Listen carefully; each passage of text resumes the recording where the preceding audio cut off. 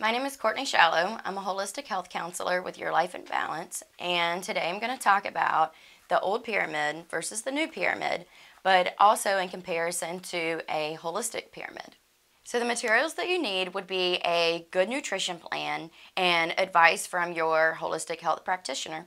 When comparing the old pyramid versus the new pyramid, there are some great key aspects to look at when comparing them because in the new pyramid, they have incorporated daily physical activity.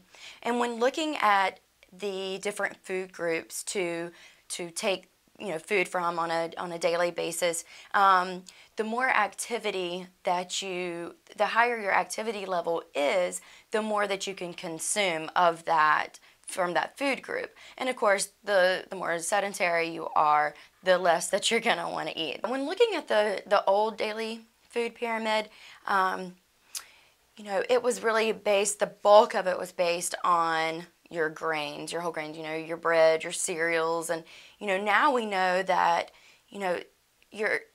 it depends on where the source of the bread is coming from. Your white bread, no, that breaks down into sugar. You don't want to consume bread. It just wasn't specific enough. And then cereals. A lot of cereals are loaded with sugar and contain high fructose corn syrup. And then they would break it down to, fruits and vegetables being less than your whole grains and dairy. And then you got into your oils and fats and sweets. The new daily food pyramid, basically, it is a better representation.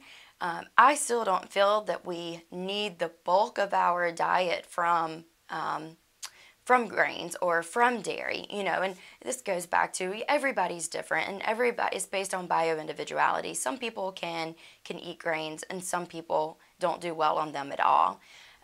So it's really getting down to being specific to your needs. And they have, with the new food pyramid, they have tried to incorporate that in the best representation, for the mass public that they can.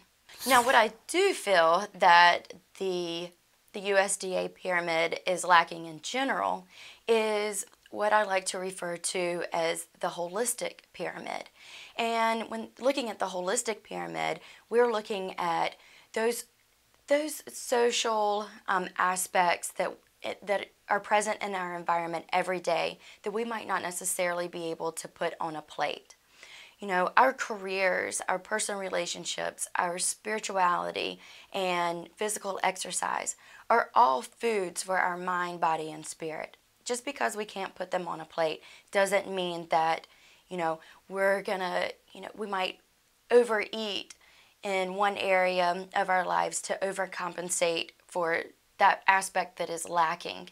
Now, the USDA food pyramid does a good job as far as, trying to incorporate the different food groups and the activity level, but they don't necessarily bring in the whole art of living in balance, which is what holistic living is, and making it specific to the individual. And that's how you'll compare the new pyramid versus the old pyramid, but also in comparison to a holistic pyramid.